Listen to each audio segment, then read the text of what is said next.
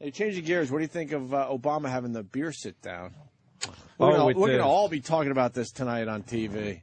Yeah, I think that was kind of a mess that he got into by saying anything about a local thing. I mean, hey, that cop was so intelligent. I mean, that's what fucked him over. It really did. If the cop hadn't said anything, it would have just gone away. But that cop just said, hey, and he even said, I support the president. I support the president. He goes, hey. It's a local thing, and you shouldn't get, you don't know everything that happened. Every time something, it just shows, every time something happens when nobody was there, just a private moment between two people, then everyone's wrong. Absolutely everyone's wrong. No one should say a fucking thing. How do you don't know? You preface weren't there. And then nobody knows what the woman really said when she called him. Everything gets distorted because people bring their own thing. So when you start with something and then you become the president saying something the president as definitive as that was stupid. You should know better. But it's because, then nobody knows what it's like to be Barack Obama and Louis Gates Jr. If you're black, like, here's the thing with Louis Gates Jr., the thing that white people have to keep in mind, because we have different timelines in our heads. Like, white people often say, I've heard so many white people say, slavery was 400 years ago. It was 130 years ago. It was really recent. People say that. Hey, we started 400 years ago. Slavery began. We kind of mopped up. Yeah, we got a couple centuries in. And also hit the lights until about 130 years ago is when it really stopped. And also, it didn't stop, and then things have been just awesome for black people since that. Like, that's the last bad thing to happen to any black person was slavery 400 years ago. That's what we think. And since then, we've just been showering them with gifts since then. It ended officially 130 years ago, really continued for another 80.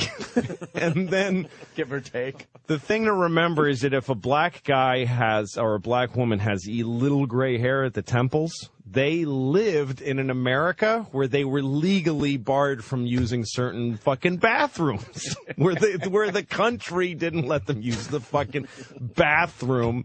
Keep your big, black, smelly cock out of this room, you fucking black bastard. Like, that was the official American law. Right. Was you can't pee anywhere you want, fucking coon. Yeah. That's what it was like.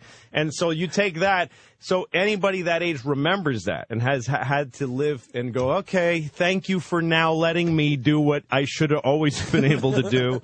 Or you were raised by somebody. If anybody younger, a black person in their 30s or younger was raised by somebody who lived in an America like that. Right. So how do you fucking Louis Gates Jr., he's the president of fucking Harvard, and he sees a cop looking at him twice. He's like, what do I got to do? What the fuck do I got to do? So if you're the president of Barack Obama, you got Louis Gates Jr. calling you on the phone and telling you and just screaming at you, and you're like, oh boy. No, I gotta say something. Guys Barack's age are raised, again, they're their parents. So for better or worse. Which one, though? The white one or the black one? Well, I mean, every black person is I mean, imagine what Barack gets from black people older than him. Okay, now that you're in there, you're gonna apologize for, take down the Washington Monument. He's like, look, I can't take down the Washington. Black. Listen, I can't take it down. Paint the White House black. I can't. Look, small moves. You go, fuck you. I told you if you get in there, you're painting the White House black. Yes, I did. Look. White House black. Ugh. You know, when he got the call from Louis Gates Jr., he rubbed his temples and went, oh, God. I gotta say something. Speech coming up here. I gotta say something. I gotta say, say something. In front and then he of millions prefaces of it by families. saying, "I wasn't there." Yes, but now let me talk like I was. Yes, and get into all kinds of trouble. Exactly. So I think he made a mistake by saying something, but it's an understandable mistake on some level. It turns out the cop was that Stalker Patty on Maury just now? Yeah. Are they still running that? Yeah. That thing that episode's running today. If anybody wants to watch it. Yeah. That thing has been rerun probably 10 times. She talks about how she.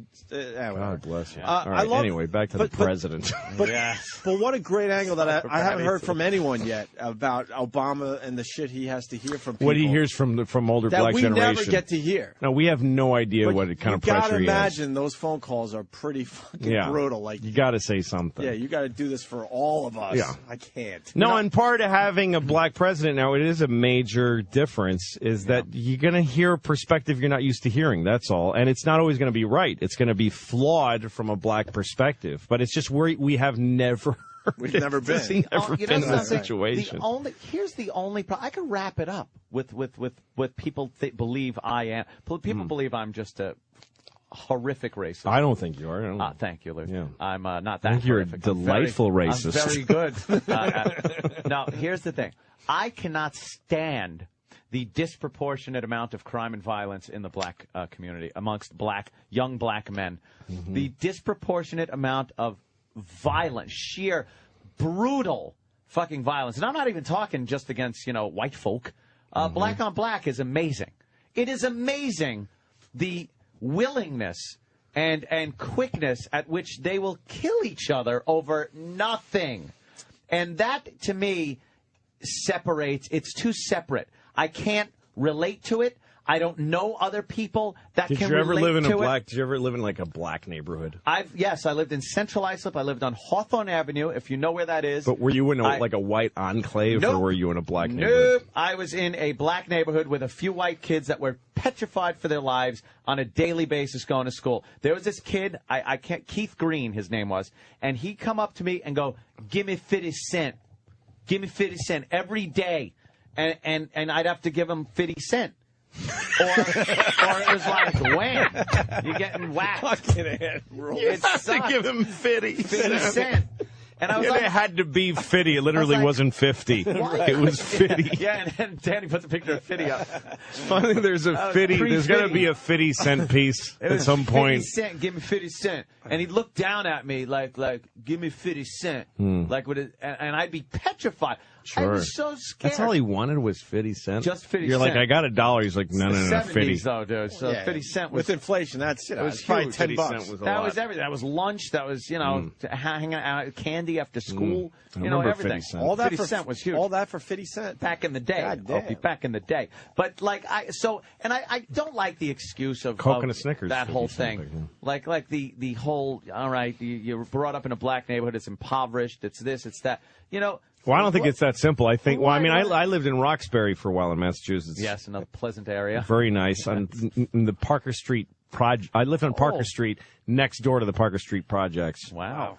My car was stolen while I was fucking a girl. Like I was fucking a girl in my apartment, and I heard glass, like that sound of car glass breaking, that safety glass, like outside the window, and I'm like, fucking, okay, that's right outside the window. That's my car. And then I hear the car starting. I'm like, that's my fucking car. Oh, jeez. And I run out on the street and watch the car. I'm looking at the taillights of my car, and someone else is in it. And I go back and I call 911. Somebody stole my car. I can still hear it going down the Parker Street hill.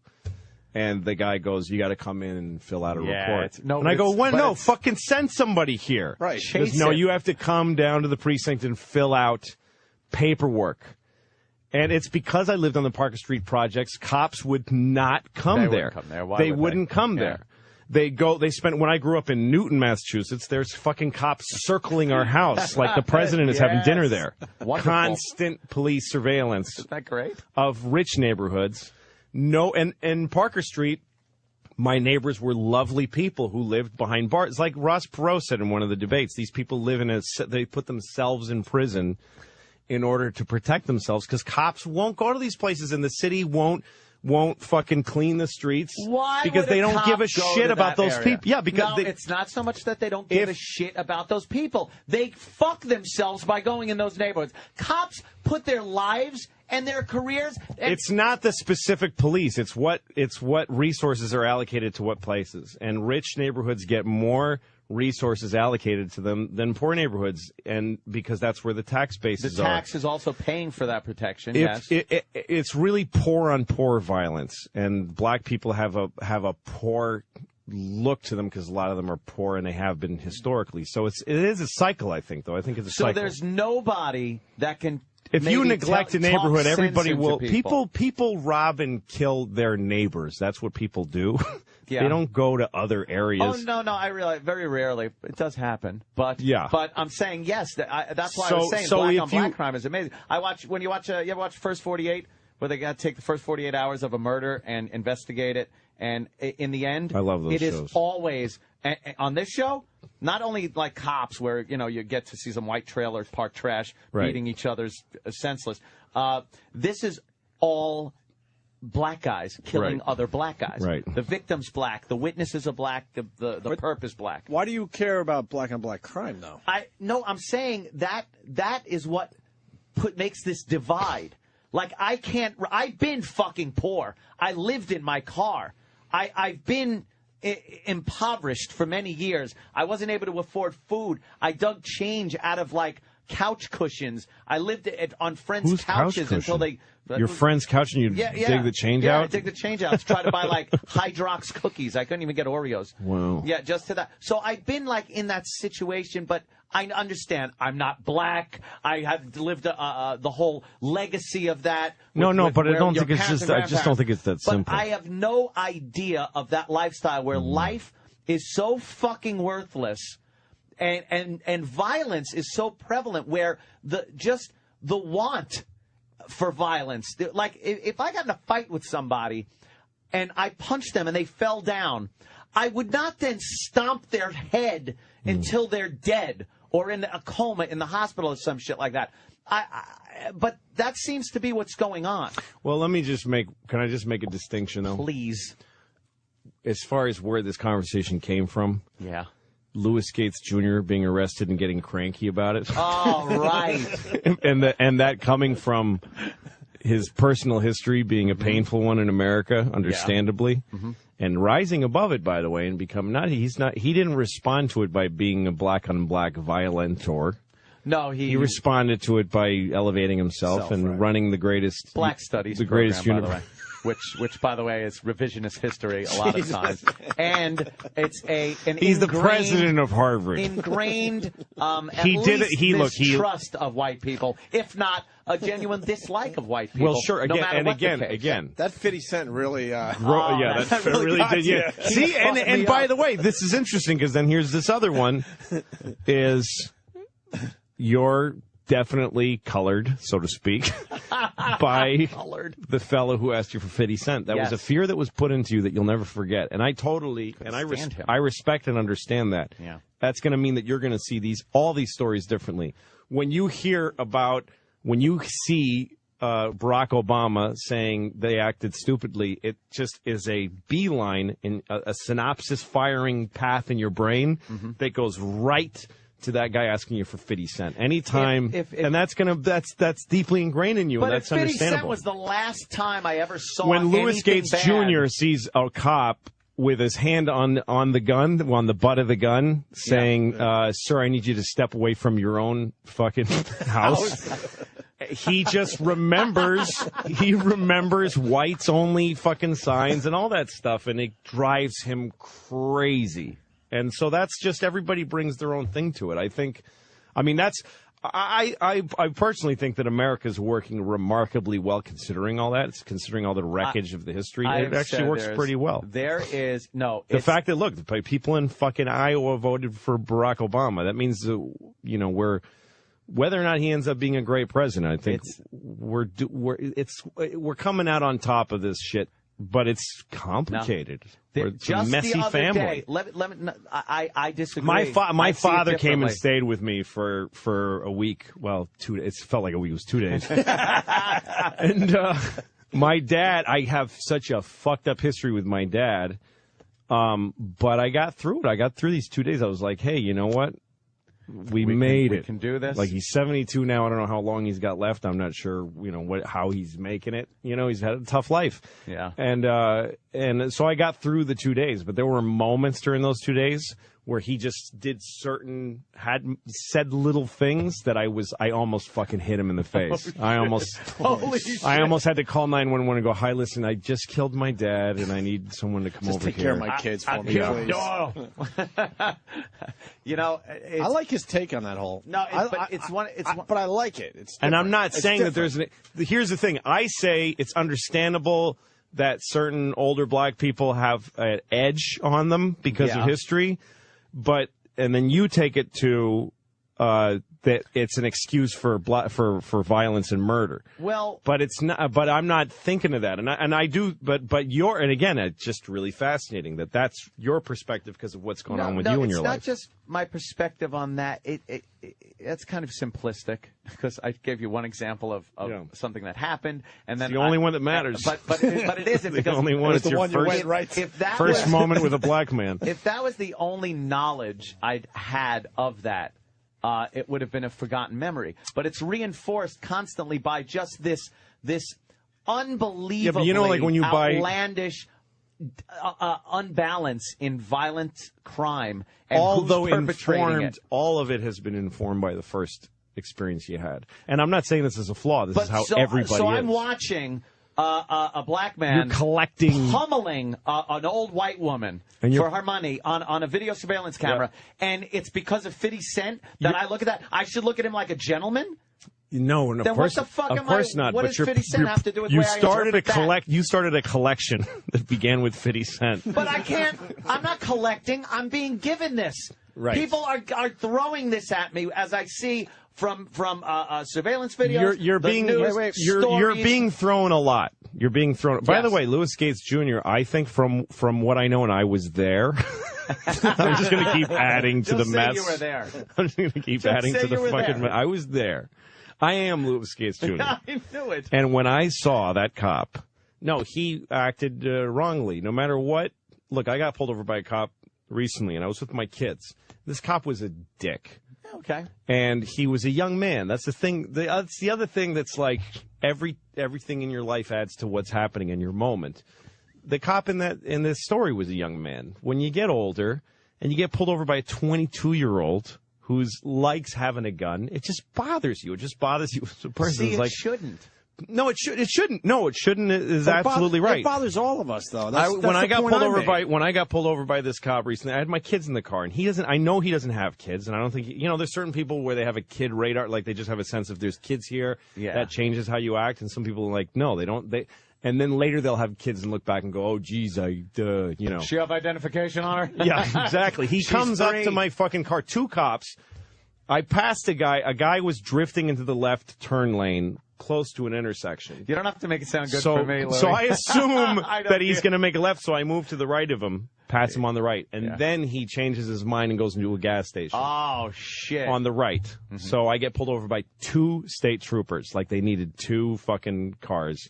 And they come to each side, and they both have their fucking hands. There's the hand on the gun thing is important, but some guys do it, civilly, and these guys looked fucking hostile, and my kids looked scared. Daytime or nighttime?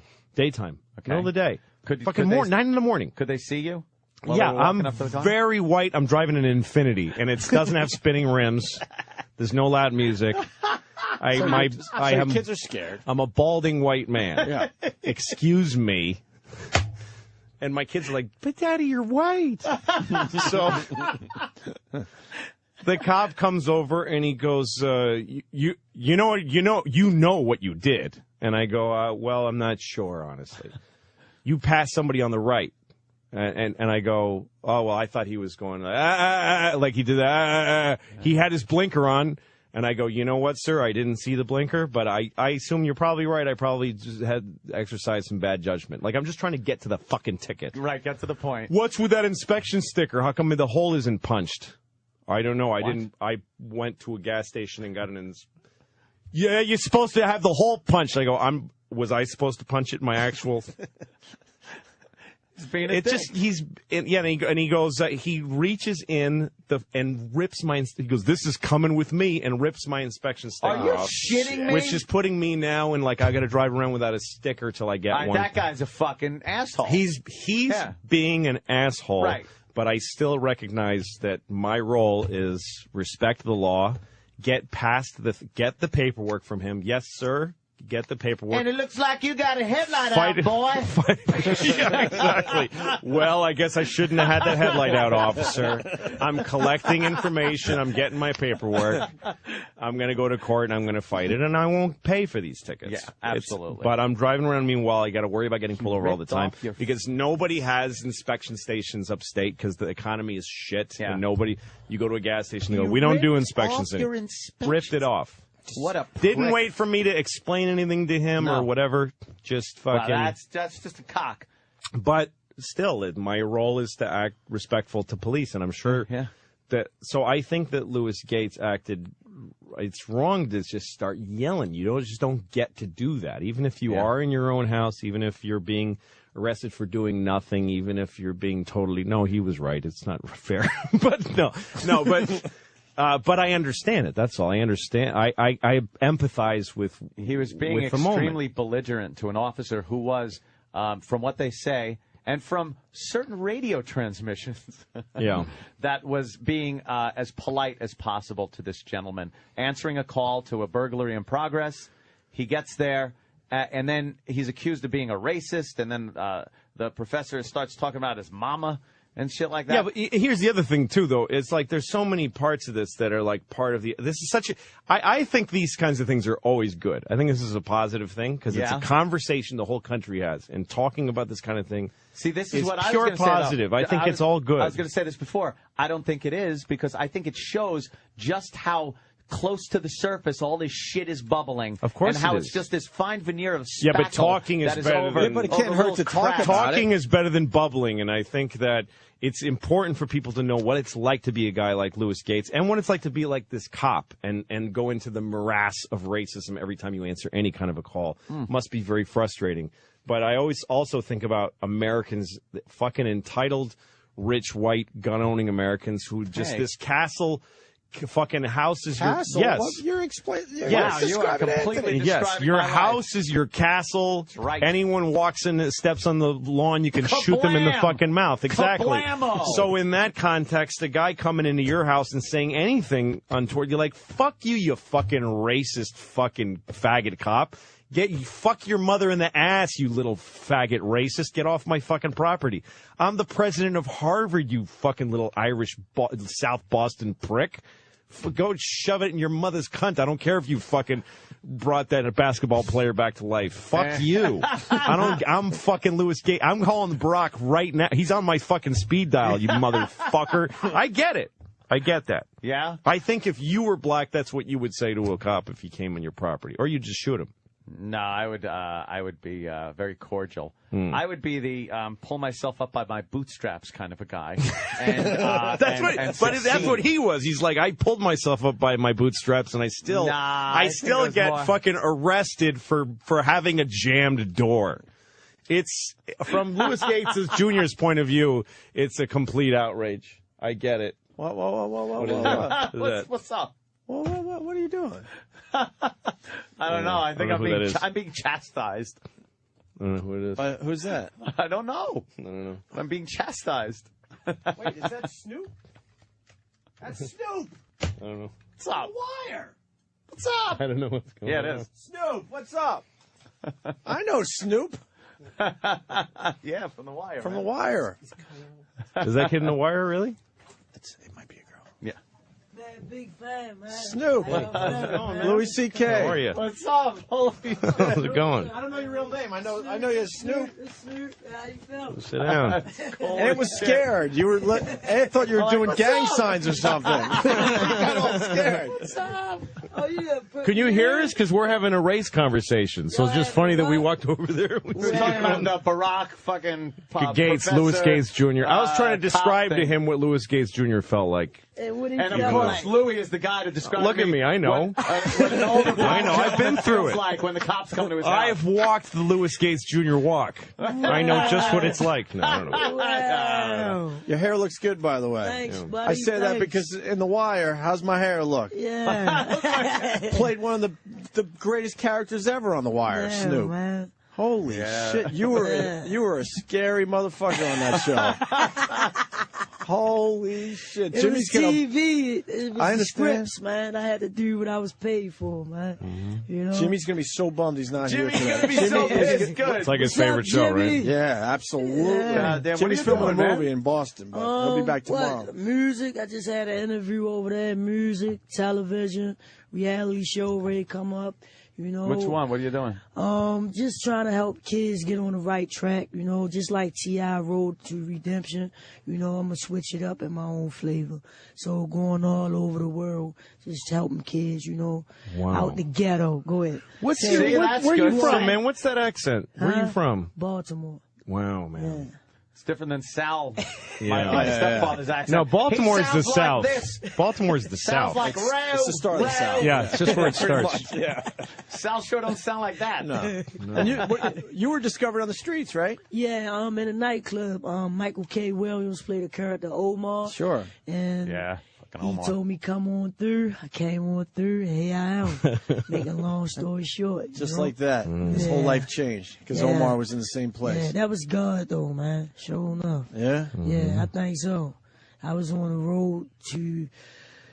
Woo! The road to Woo. Woo is just south of Baltimore, I It's a think. road to woo. Yeah, you were in the game and shit. Oh, yeah. Yeah. I mean, that was my past life, you know, selling drugs, trying to make a life for myself, you know, and just put money in my pocket. You know, I tried to do the right thing. You know, I was incarcerated.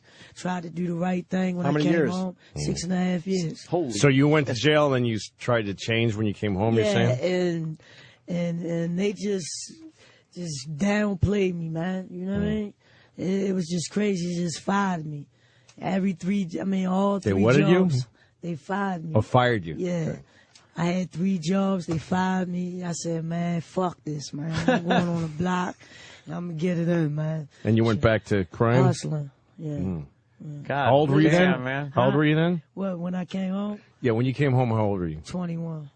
And then you had 3 jobs, Yeah. went back, and that's how long I did was those working 3 for jobs? Ford and all that, making Ford bumpers, you know what I mean? Making $16 an hour. Yeah, I was Yeah. just coming home. I was living a life What did they fire you for? because of my background, my criminal background, you know? Oh, they found out or some shit. Yeah, but I said it on my job, on my application. Like, I mean, you know how they got the Yeah, question, yeah, have you're you ever supposed- been incarcerated? I put yes, explain, and interview. You know what I mean? And they still hired me, but 2 weeks later they fired me. I say, damn, at least I got 1 paycheck.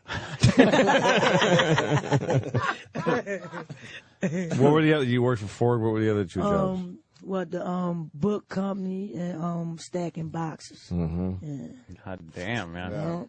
Yeah. When'd you get the tats in prison? No, I waited till I they look came bad. home. They I look wanted They to look try too catching good. up. Yeah. in They the look too joint. good to be prison tats. They look good. Yeah. Like, good thing you steered clear of those Rusty things. needle and Jesus Christ, ink, those things always look like shit. Who is that? Who's Arnold? That's my uncle, man. Your uncle? Yeah, he passed away while I was locked up. You know, that was like, you know, when you think, well, you don't know, y'all don't know. No. When you're incarcerated, you know, all your friends and like half of your family just, you know, disappear on you. And it's the man that, He stayed with you? yeah, exactly. You know, visits, phone calls, money orders, all that, you know, so he with me to my dying day, you know. Yeah, it must have meant a lot. Yeah, it did. Obviously, gonna get Yeah. a tad. Yeah, of Yeah. course. Here's Yeah, he's a tad. guy I kind of knew once. I got a tattoo of a guy he gave I me. talk about that in Grace After Midnight. I got a book out called Grace After Midnight. It's in Barnes & Nobles, Amazon.com. It's in reprint right now, you know what I mean? Right on. And I'm writing my second one.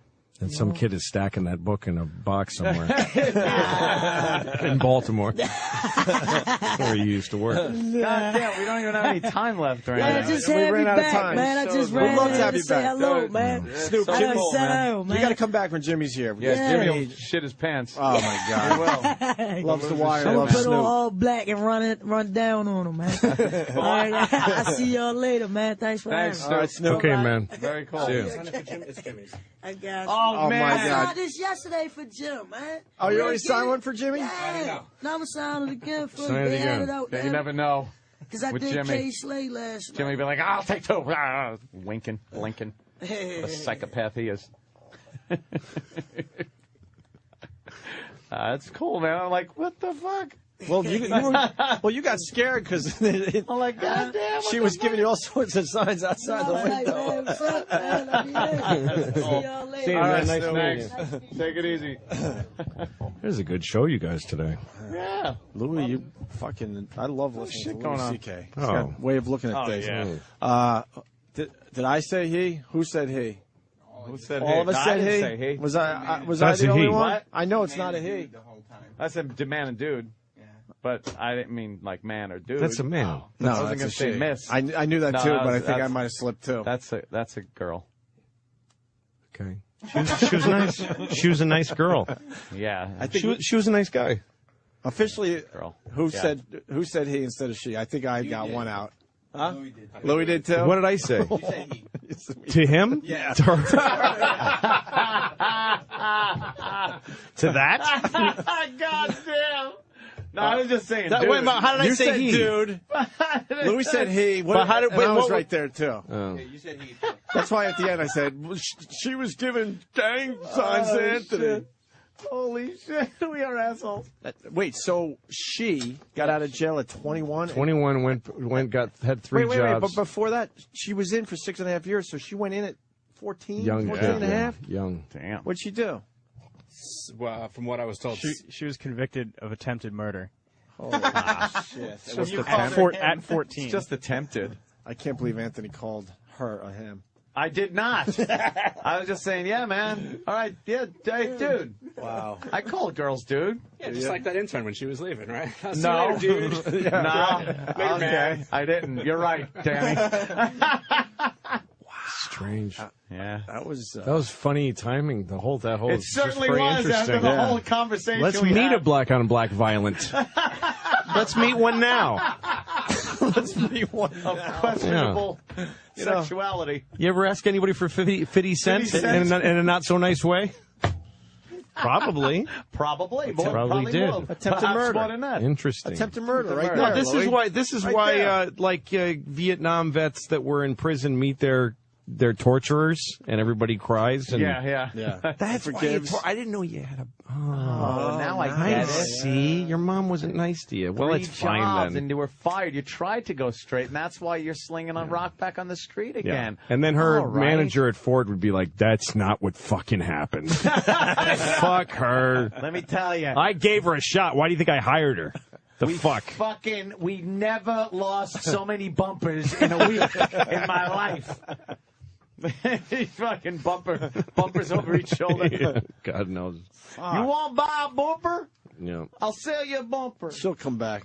Yeah. You didn't see The Wire, really. You, No, I'm not. I up never to that saw point. it. oh, my God. Not up to that point. Fucking intimidating.